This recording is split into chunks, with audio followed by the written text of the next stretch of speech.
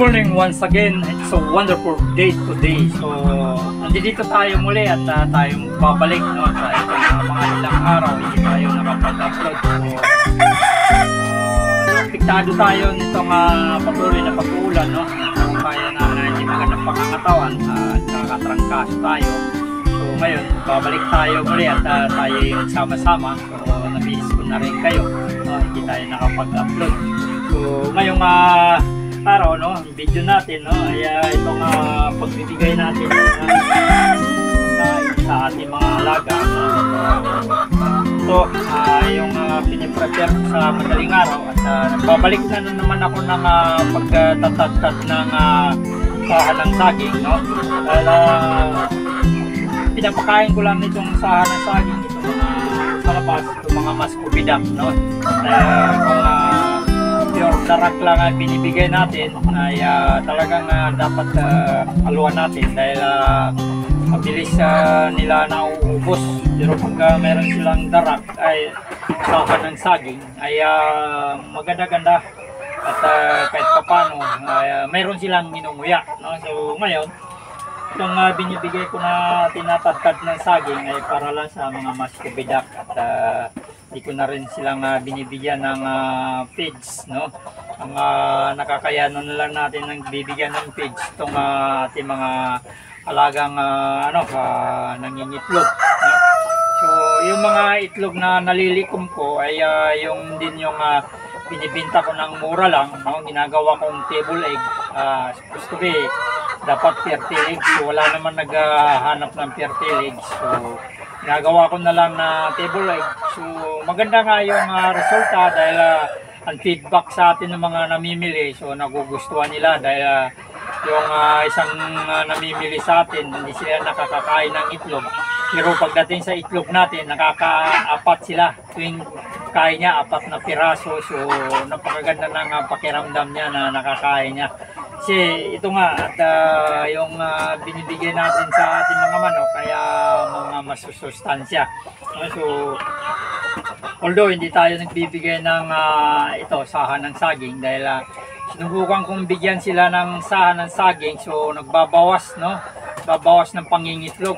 Imbis nakakuha tayo ng nasa 90%, so nagiging 50% na lang ang nilalabas niya no, nagkukulang talaga. Kaya ino-obserbahan ko na ang pangingitlog nila, so kulang talaga, kaya hindi ko na binibigyan ng ganito yung sahan ng saging.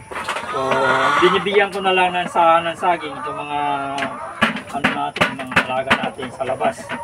So kagaya nito no, itong itong sahan ng saging tinatadtad ko. So ito yung inahaluan ko ng gahalo ako ng sa kanila no, itong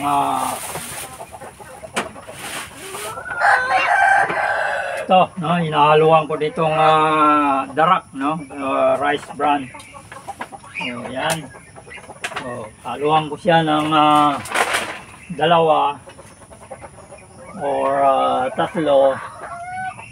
Yan, so i-mix natin no. Ito lang ang pag-mix no, bago natin lagyan ng tubig no, i-mix muna natin. Yan. Okay. Hindi na-mix siya na maayos pag lagyan muna natin kaagad ng tubig. Yan. So ganito lang no. So nandiyan na sila sa labas at sila ay nag-aabang no. Ito'y nakakakain naman ng mga nakakain nila na nakakahid nila sa mga dahon-dahon, pero hindi nila dito pa rin sila talaga umaasa binibigay natin na feeds ay mga patuka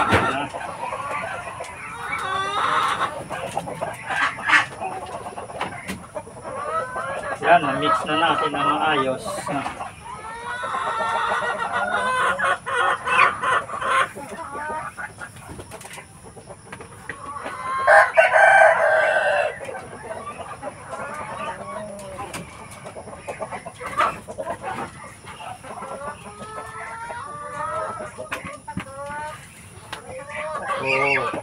Sunod naman, bibigyan natin yung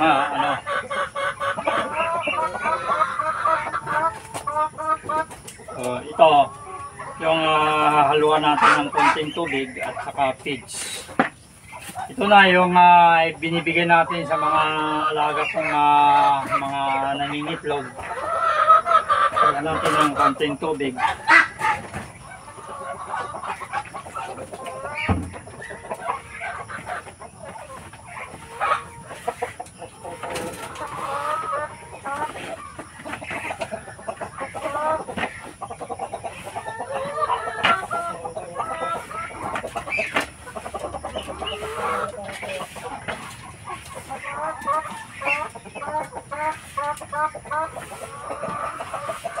So ito, nami-mix na siya. So, bili ako ng konting feeds, no? Kilo-kilo lang. So, lagyan natin ng isang kakal.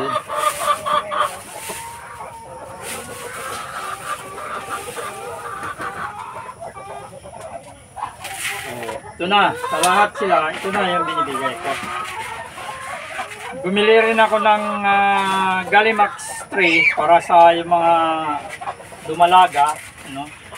Yung grower ko.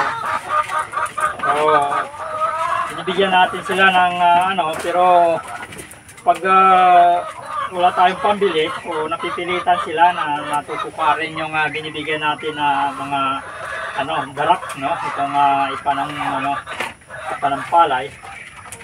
So, tinutukarin nila pero hindi natin sila na tuloy-tuloy na binibigyan, no?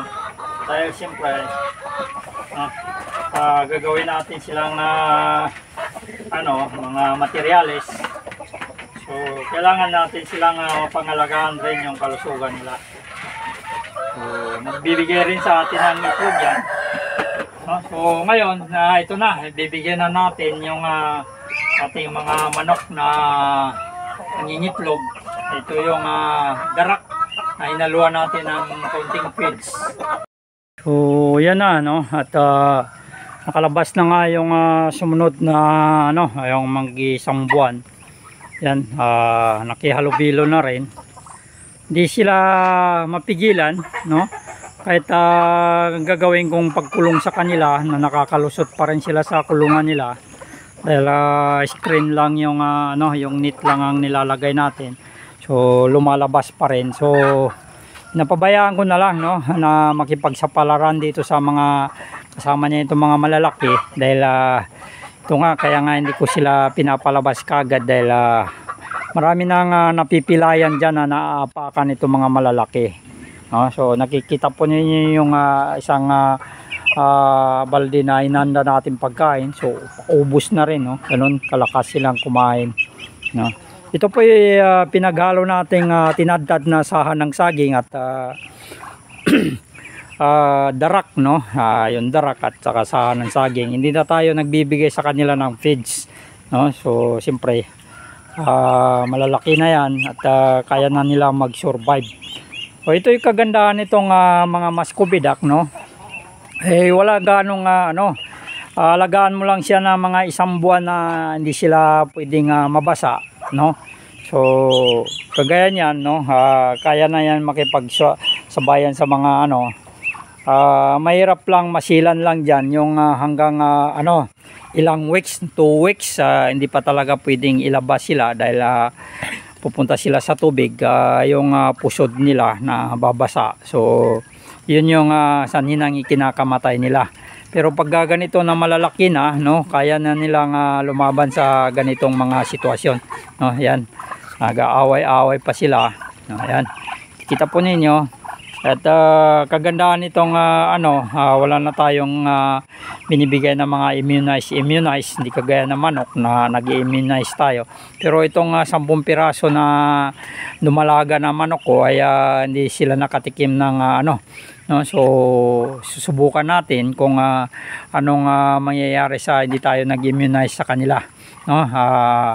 Ang rason, no, kung ba't hindi tayo nag-immunize ay wala na tayong budget na para pambili ng pang-immunize sa kanila. So yan po, at ganun pa man, no, ilang araw hindi tayo nakapag-cover ng kanilang pagkain, pero patuloy pa rin tayo nagbibigay ng pagkain. So hindi lang tayo nakapag-update siyempre, at apektado tayo ng itong pag-uulan-ulan, at nagkaroon tayo ng masamang titrangkaso tayo. Kaya ngayon nagsasama-sama tayo muli, no. At ito na yung aking mga tapos na silang kumain, no. Yan. So yan yung tandang nila, at mag-uumpisa na rin yan sila mangingitlog maya-maya, at kukunin natin yung tubigan nila. Bigyan natin sila ng tubig, no. Dito na yung wala nang mga laman ito. Yan lang naman ang tubig, at saka so lagi nating binibigyan ng fresh na egg. Ayan, fresh na tubig. Ayan po yung mga BPR natin. So dalawa lang yung BPR na yan, tandang at saka yung inayin. Ito naman inahalo ko lang to para may kasama siya. So fertile yung egg. Ganun pa man, hindi tayo nakapagbibinta ng fertile egg, wala naman naghahanap, no. So kailangan natin na mabilisan.